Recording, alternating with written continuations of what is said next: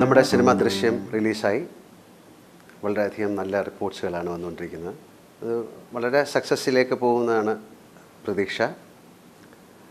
ഈ സിനിമയുടെ കഥ എന്നോട് വന്ന് പറഞ്ഞപ്പോൾ ഞാൻ അതിൽ നിന്ന് മനസ്സിലാക്കിയത് വളരെ ഡിഫറൻ്റ് ആയിട്ടുള്ളൊരു തോട്ട് പ്രോസസ്സിൽ കൂടാണ് നിങ്ങൾ ഈ കഥ കൺസീവ് ചെയ്തിരിക്കുന്നത്, എൻ്റെ സ്ക്രിപ്റ്റിംഗ്. പിന്നെ ആ സിനിമ ഞാൻ അഭിനയിച്ചപ്പോഴും എനിക്കതേ മാനസികാവസ്ഥ തന്നെയായിരുന്നു. അത് ഒരു ദൃശ്യം എന്നുള്ള പേരും അത് ഡിസീവ് ചെയ്യുന്നു, അല്ലെങ്കിൽ വിഷ്വൽസ് ക്യാൻ ബി ഡിസീവ്ഡ് എന്നുള്ളൊരു ടൈറ്റിലുമാണ്. ഇത്തരത്തിലൊരു കഥ ജിത്തുവിൻ്റെ മനസ്സിലേക്ക് ആദ്യമായിട്ട് വന്നത് എങ്ങനെയാണ്? ഓഫ് കോഴ്സ് എല്ലാ സിനിമകളും എവിടുന്നെങ്കിലൊക്കെ ഒരു ഇൻസ്പിറേഷനായിരുന്നു. Can be real life books, സിനിമകൾ എന്ന് പറഞ്ഞ പോലെ. അങ്ങനെ ഇതിൻ്റെ ഒരു ബേസിക് തോട്ട് ഒരു ഇങ്ങനെ ഒരു ഇൻസ്പയർഡാണ്. ബാക്കി മുഴുവൻ ഞാൻ ക്രിയേറ്റ് ചെയ്തെടുത്തതാണ്. അപ്പോൾ സത്യം പറഞ്ഞു കഴിഞ്ഞാൽ ഇപ്പോൾ എനിക്ക് തോന്നുന്നത് പുറമേ എല്ലാവരും ഈ സിനിമയെക്കുറിച്ച് ധരിച്ചു വെച്ചിരുന്നത് ഇതൊരു സാധാരണ വെറും ഒരു കുടുംബചിത്രം മാത്രമാണ് എന്നാണ്. കാരണം എനിക്ക് അങ്ങനത്തെ ഒത്തിരി പേര് എന്നെ വിളിച്ച് ചോദിച്ചിരുന്നു. ഇപ്പോൾ കിട്ടുന്ന റിപ്പോർട്ട്സിൽ നിന്നും തിയേറ്ററിൽ ആൾക്കാർ അവിടെ ഒരു ഞെട്ടലോടുകൂടെ തന്നെ അതല്ല, അതിനപ്പുറത്തേക്കൊരു സംഭവം ഇതിനകത്തുണ്ട് എന്നുള്ളത് മനസ്സിലാക്കി കഴിഞ്ഞാൽ അതിലാണ് ആൾക്കാരുടെ ആ ഒരു എക്സൈറ്റ്മെൻറ്റ് ഞാൻ കണ്ടത്. അപ്പം ശരിക്കും ഈ സിനിമ ഈ ഫസ്റ്റ് തോട്ട് വന്നപ്പോഴും എനിക്ക് തോന്നിയത് ഇതിനകത്തുള്ളൊരു സിറ്റുവേഷനാണ്. എല്ലാ സിനിമകളിലും ചില സിറ്റുവേഷനിൽ നിന്ന് ചിലപ്പോൾ സിനിമകളുണ്ടാവുമല്ലോ. എനിക്ക് തോന്നിയൊരു കാര്യം എന്ന് വെച്ചാൽ രണ്ട് ഫാമിലിയിൽ തമ്മിലുണ്ടാകുന്ന ഒരു സംഭവം. ഇതിനകത്ത് എന്നെ ഏറ്റവും കൂടുതൽ അട്രാക്ട് ചെയ്ത് ഇതിനകത്ത് രണ്ടുപേരും ഒരുപോലെ അഫക്റ്റഡ് ആണ്. ഓഡിയൻസ് ആരുടെ കൂടെ നിൽക്കണം എന്നുള്ളൊരു കൺഫ്യൂഷൻ ഉണ്ടല്ലോ, അതാണ് എനിക്ക് ഈ സിനിമയിൽ ഏറ്റവും അട്രാക്ട് ചെയ്തൊരു പോയിന്റ്. ബാക്കിയെല്ലാം ഞാൻ പറഞ്ഞ സിനിമ കണ്ടു കഴിഞ്ഞാലും ഓഡിയൻസിന് അതേ ഒരു മാനസികാവസ്ഥയുണ്ട്. പിന്നെ ഒരു പ്രത്യേക സ്റ്റേജിൽ ഒരു സോഫ്റ്റ് കോർണർ ഒരു ഫാമിലിയോട് തോന്നുകയും അവിടെ ആൾക്കാർ സമാധാനത്തോടെ ഇറങ്ങി പോകുന്നെങ്കിൽ പോലും അപ്പോഴും എവിടെയോ ഒരു പെയിൻ കിടപ്പുണ്ട്.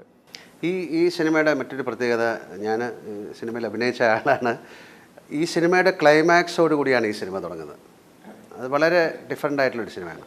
പിന്നെ നമ്മൾ ക്ലൈമാക്സിൽ വീണ്ടും ആ ക്ലൈമാക്സ് ഒരു ഫ്ലാഷ് ബാക്കിലേക്ക് പോയി തിരിച്ചു വരുന്നു. അത് ശരിക്കും സിനിമയുടെ തുടക്കത്തിൽ തന്നെ ഒരു ക്ലൈമാക്സാണ്. പിന്നെ ഒരു ഇൻ്റർവെൽ എന്ന് പറയുന്ന ഒരു ക്ലൈമാക്സാണ്. അങ്ങനെ ഒരുപാട് ക്ലൈമാക്സുകളുള്ളൊരു സ്ക്രിപ്റ്റിംഗ് ആണിത്. അത് ആദ്യമായിട്ട് ഞാൻ കൺഗ്രാജുലേറ്റ് ചെയ്യുന്നു. അത്രയും ബ്രില്യൻ്റ് ആയിട്ടൊരു സ്ക്രിപ്റ്റാണിത്. തീർച്ചയായിട്ടും നമ്മൾ അഭിനയിക്കുന്ന സമയത്ത് അത് ഫീൽ ചെയ്യാറുണ്ട്. കാര്യം ഒരു പക്ഷേ നമ്മുടെ കൂടെ ഈ സിനിമയിൽ വർക്ക് ചെയ്തവർക്ക് പോലും ഇതിൻ്റെ ക്ലൈമാക്സ് എന്താണെന്ന് അറിയില്ല പലർക്കും. ഇനി അവർ സിനിമ കണ്ടാലേ മനസ്സിലാവുള്ളൂ. ആ രീതിയിൽ പ്രേക്ഷകരെ ഒരു മുൾമുനയിൽ നിർത്തിക്കൊണ്ടു പോകാൻ സാധിച്ചു എന്നുള്ളതാണ് ദൃശ്യത്തിൻ്റെ സക്സസ്. എന്നെ സംബന്ധിച്ചോളം ഞാൻ എപ്പോഴും എൻ്റെ എല്ലാ കഥകളും ഞാൻ ഫീഡ്ബാക്സിനിടും, സ്ക്രിപ്റ്റ് ഫോമിലൊക്കെ എത്തിക്കും. അപ്പോൾ എല്ലാവരും എന്നോട് തുടക്കത്തിൽ സ്ക്രിപ്റ്റ് വായിച്ചിട്ട് എന്നോട് ചോദിച്ചില്ല, ആരുടെ ഇപ്പോൾ ചോദിച്ചായിരിക്കും ഇതെന്തിനാണ് ഇങ്ങനെ ക്ലൈമാക്സിൽ നിന്ന് തുടങ്ങിയെന്നുള്ളത്. ശരിക്കും അതിനൊരു പർപ്പസ് ഉണ്ട്, പക്ഷേ ആ പർപ്പസ് നമുക്ക് ഇവിടെ റിവീൽ ചെയ്യാൻ പറ്റത്തില്ല, കാരണം ഇനിയും പല പ്രേക്ഷകരും കാണാനുണ്ട്. അപ്പം ഞാൻ ആ പർപ്പസ് പറഞ്ഞപ്പം പലരും പറഞ്ഞു കറക്റ്റാണ്, കാരണം ഞാൻ അങ്ങനെ ഒരു തോട്ട് പ്രോസസ്സിലൂടെ ഞാൻ ട്രാവൽ ചെയ്തിരുന്നു കുറച്ച് നേരം, അല്ലെങ്കിൽ ഒരു സ്റ്റേജിൽ അങ്ങനെ ഞാൻ ചിന്തിച്ചു എന്ന് പറഞ്ഞു. അപ്പോൾ അതിനായിരുന്നു അല്ലേ എന്ന് ചോദിച്ചു. അപ്പം ശരിക്കും പറഞ്ഞാൽ ഇത് ആദ്യം ഞാൻ സ്ട്രെയിറ്റാണ് ഉദ്ദേശിച്ചിരുന്നത്. ഒരു ഫസ്റ്റ് ഡ്രാഫ്റ്റിങ് കഴിഞ്ഞപ്പോൾ എനിക്ക് എന്തോ ഒരു മിസ്സിങ് പോയിന്റ് തോന്നി, എവിടെയോ ഇത്. അപ്പോൾ ആ ഒരു ഇത് ലാസ്റ്റ് മൊമെൻറ്റിൽ ഞാനത് മാറ്റിയതാണ്. ഓക്കെ, ഇങ്ങനെ തുടങ്ങാം എന്ന് പറഞ്ഞത്. വളരെ സാധാരണക്കാരനായ ഒരാളുടെ കഥയാണ് ജോർജ് കുട്ടി ഞാൻ അഭിനയിച്ചിരിക്കുന്ന റോള്. അയാൾക്ക് 4ാം ക്ലാസ് വരെ വിദ്യാഭ്യാസമുള്ളൂ. ചെറിയ പല ബിസിനസ്സുകൾ, ചിരിപ്പിശുക്ക്, ഏറ്റവും സെൽഫ് മെയ്ഡ് മാനാണ്. അയാളുടെ ഫാമിലി അത്രയും സ്നേഹിക്കുന്ന ഒരാളാണ്. അയാളുടെ ജീവിതത്തിലുണ്ടാകുന്ന ഒരു ഇൻസിഡൻറ്റിലൂടെയാണ് കഥ ഡെവലപ്പ് ചെയ്യുന്നത്. പക്ഷേ അത്രയും ബ്രില്യൻ്റായിട്ട് അയാൾ അത് കൊണ്ടുപോയി അതിനെ ഫിനിഷ് ചെയ്യുന്നു എന്ന് പറയുന്നത് സാധാരണ ഒരു കോമൺ ലേമാൻ്റെ കഥയായിട്ട് മാറി.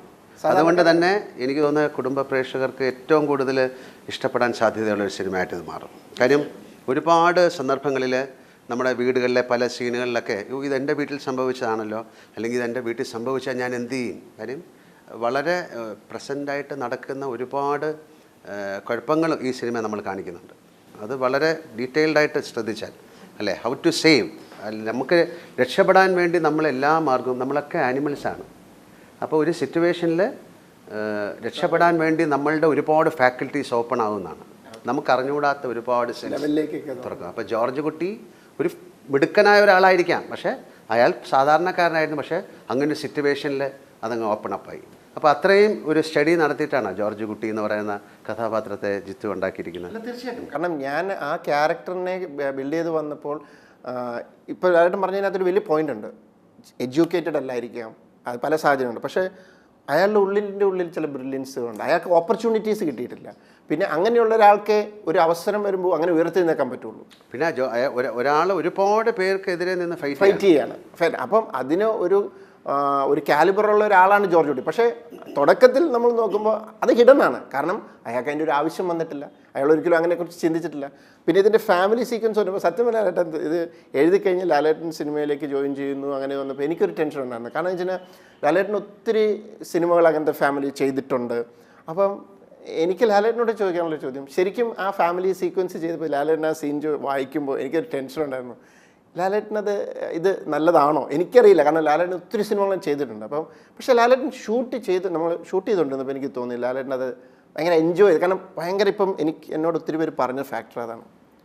പണ്ട് ലാലേട്ടൻ ചെയ്ത പല പടങ്ങളുടെ ഇതേപോലെ ഒരു ഫീല് അവിടെ മീനയും കൂടെ വന്നപ്പോൾ നല്ല രീതിയിലുള്ളൊരു കോമ്പിനേഷൻ വന്നു എന്നുള്ളതാണ്. എപ്പോഴും സ്ക്രിപ്റ്റിങ്ങിലുള്ള കാര്യമാണ്. നമുക്ക് ഒരു ആക്ടറിന് അത് കൂടുതൽ ഈസി ആകുന്നത് അത് വളരെ നാച്ചുറൽ ആയിട്ടുള്ള സീനായതുകൊണ്ടാണ്. നമ്മൾ പറയുന്ന ഡയലോഗ്സ് അല്ലെങ്കിൽ നമ്മുടെ വീട്ടിൽ പറയുന്ന ഡയലോഗ്സ് അങ്ങനെയൊക്കെയുള്ള ഒരുപാട്, അതാണ് ഞാൻ പറയുന്നത്, വളരെ ലൈവ്ലി ആയിട്ടുള്ള സീനാണ്.